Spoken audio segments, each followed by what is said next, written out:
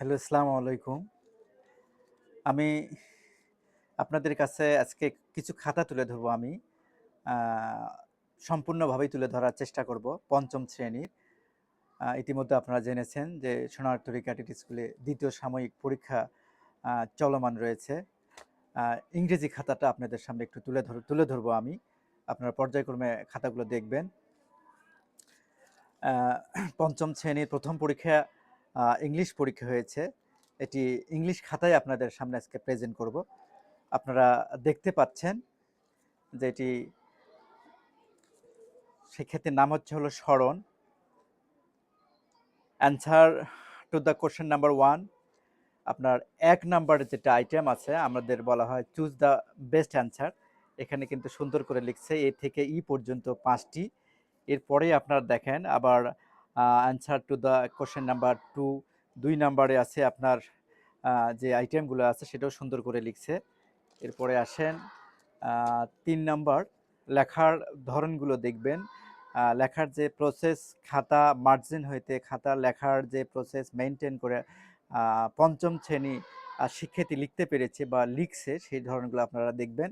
এরপরে পর্যায়ক্রমে আমি যদি আপনাদের খাতাগুলো দেখাই, আপনারা দেখবেন দেখতে মনে হবে যে ৫ম শ্রেণীর শিক্ষার্থী বিশ্বাস করা খুবই কঠিন। এইভাবে আ প্রত্যেকটা ছাত্র লিখতে সক্ষম হয়েছে।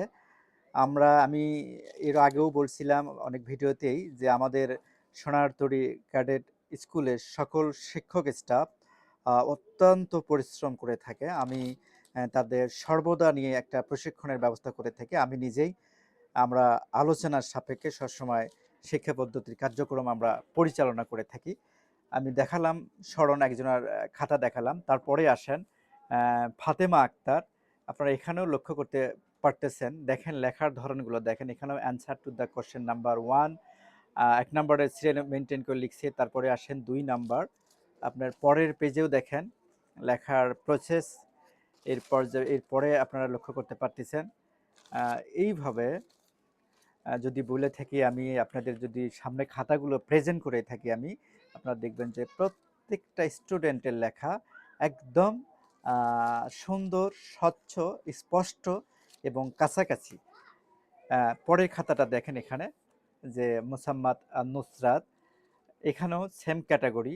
আপনার খাতার প্রসেস, আ লেখার ধরন দেখেন যে দেখে মনে হচ্ছে যে একদম বড় ক্লাসের শিক্ষার্থী। লেখার যে বর্ণগুলো কিভাবে লিখতে হবে, কিভাবে বর্ণগুলো লিখলে লেখাগুলো সুন্দর হবে, মার্জিন করলে সুন্দর হবে এবং লেখার যে লাইনগুলো থাকবে সেই লাইনগুলো যে সুন্দর হতে হবে, সেটা কিন্তু আমরা একদম মানে প্রাথমিক পর্যায় থেকে আমরা শিক্ষাটা দিয়ে থাকি। যে আমি যেটা মনে করি যে সোনারতরী ক্যাডেট স্কুলের যত শিক্ষার্থী ইতিমধ্যে বাহিরে গিয়েছে, এরপরেই আমি আপনাদের যে খাতাটা দেখাবো এটা হলো স্নিগ্ধা।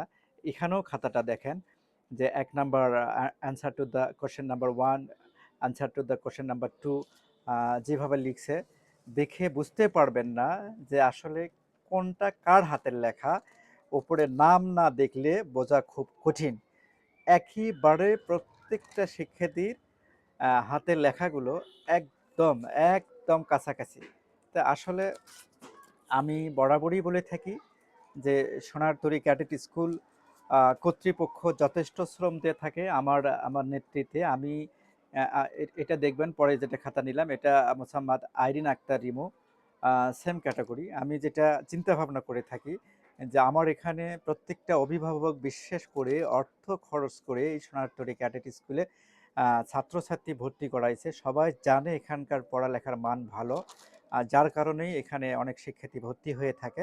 তো সেই ক্ষেত্রে আমি পরে যেটা খাতা দেখাচ্ছি আপনাদের দেখেন মোসাম্মদ মনিরা আক্তার জাস্ট সেম লেখার ধরন। আমি যেটা চিন্তা করে থাকি যে কেননা তারা অর্থ খরচ করে এবং সময় যাবে।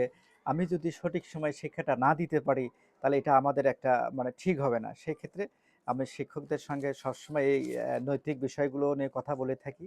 যাতে শিক্ষার্থীরা যারা আসছে তারা যেন সঠিক শিক্ষা পায়, সবাই যেন সুশিক্ষা পেয়ে যায়। কেউ যেন ভালো শিক্ষা থেকে বঞ্চিত না হয়, সেটা আমি চিন্তা ভাবনা করে থাকি।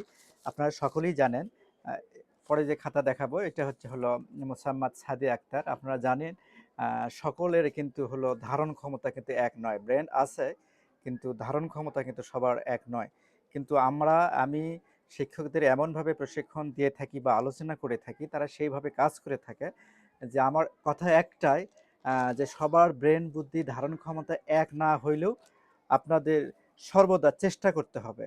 বর্ণগুলি কিভাবে লিখলে লেখা সুন্দর হবে, প্রসেসটা খাতা কিভাবে মার্জিন করতে হবে, লিখতে হবে, এই ধরনগুলো যদি আপনারা শেখান তাহলে দেখবেন যে অটোমেটিক্যালি লেখাগুলো সুন্দর হবে। তো সেই অনুপাতে আমার শিক্ষক স্টাফ পরিশ্রম করে যায়।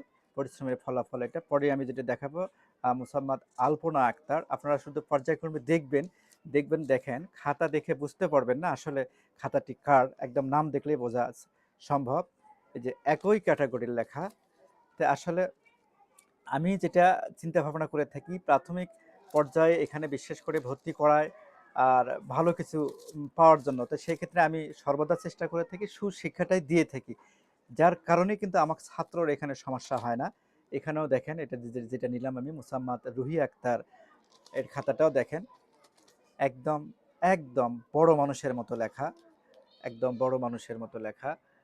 তো সেই ক্ষেত্রে আসলে পর্যায়ক্রমে সমস্ত শিক্ষার্থীর খাতা, আমি অবশ্যই ভিডিওতেও অনেক সময় বলে থাকি যে প্রত্যেকটা স্টুডেন্টের লেখা কাছাকাছি।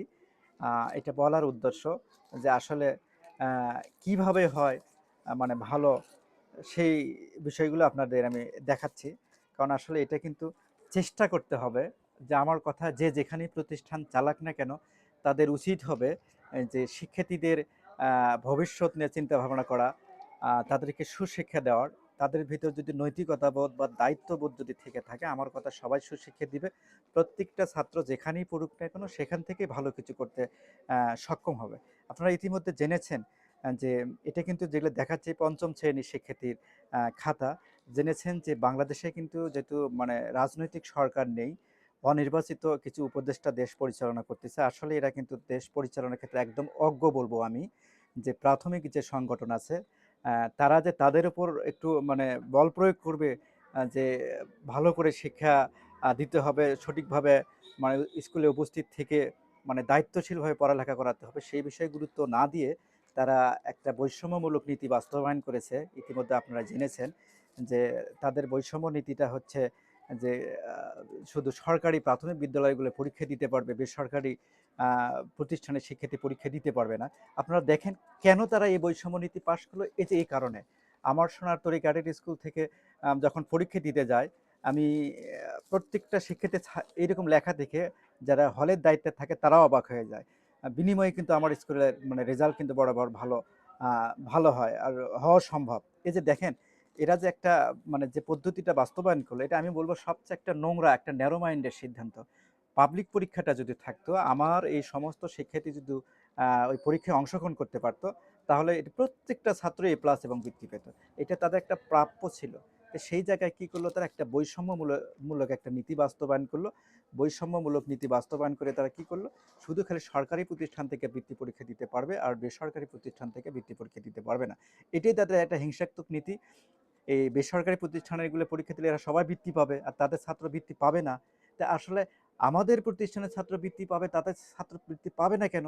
তাহলে তারা সঠিকভাবে দায়িত্ব পালন করতেছে না। মানে জনগণের ট্যাক্সের অর্থ দিয়ে তাদের সরকার লালন করতেছে, মানে জনগণের সন্তানদের সুশিক্ষা দেওয়ার জন্য। সেই জায়গায় অবশ্যই তাদের একটা অনিয়ম রয়েছে। অনিয়মের থাকার কারণেই কিন্তু শিক্ষাটা ভালোভাবে দিতে পারতেছে না দেখে প্রাইভেট প্রতিষ্ঠানের সাথে তারা প্রতিযোগিতায় টিকে থাকতে পারতেছে না। যাই হোক, এই শুভ বুদ্ধি তাদের উদয় হোক। আমি মনে করি যে বর্তমান যারা রাষ্ট্র পরিচালনা করতেছে তারা একেবারেই অজ্ঞ। এরা যদি আরও বেশি দিন থেকে থাকে, রাষ্ট্র ব্যবস্থাকে নষ্ট করে ফেলে দিবে, রাষ্ট্রযন্ত্রকে একদম নষ্ট করে ফেলে দিবে। সেক্ষেত্রে আমি যেটা বলতে চাচ্ছি যে তাদের উচিত হবে যে দ্রুত নির্বাচন দিয়ে রাজনৈতিক সরকারকে বসানো। আর যখনই রাজনৈতিক সরকার বসবে তখন কিন্তু এই ধরনের বৈষম্যমূল্য নীতি কিন্তু তারা কখনোই বাস্তবায়ন করবে না, কেননা তারা হবে তখন জনগণের সরকার। তো যাই হোক, আমি কথা বলতে প্রায় সব খাতায় দেখান শেষ পর্যায়ে আসলাম। যে শেষ পর্যন্ত যদি আমি আসি, সব খাতায় সেম ক্যাটাগরি। তা আসলে এগুলা আপনা আপনি হয় না, বরাবরই বলে থাকি এটা আমাদের একদম পরিশ্রমের ফলাফল। আমরা সর্বদা পরিশ্রম করে থাকি। আমি যেটা এর কথা বলতে মানে খাতা শো করতে যেটা আপনাদের বললাম, যে সবসময় আমি ছাত্রদের ভবিষ্যৎ নিয়ে চিন্তা ভাবনা করি এবং আমাদের টিচারকেও বলি আমাদের যে দায়িত্ববোধ, আমাদের যে নৈতিকতাবোধ আছে এগুলো আমরা যদি সঠিকভাবে মেনে চলি, বাস্তবায়ন করার চিন্তা ভাবনা করে থাকি, তাহলে দেখবেন যে আমরা আমাদের ছেলেমেয়েদেরকে সুশিক্ষা দিতে পারবো। তো যার কারণেই কিন্তু আমার এই সোনারতরী ক্যাডেট স্কুলের সমস্ত শিক্ষার্থীর হাতের লেখা হইতে একদম ভিত্তিটা কিন্তু অত্যন্ত উন্নত মানের হয়। এই শিক্ষার্থী যখন অন্য প্রতিষ্ঠানে যাবে, তারা যদি মানে একইভাবে গুরুত্ব আরোপ করে থাকে, তাহলে আমি মনে করি যে এদের ভবিষ্যৎ একদম অত্যন্ত উজ্জ্বল হবে। ধন্যবাদ আপনাদের সকলকে।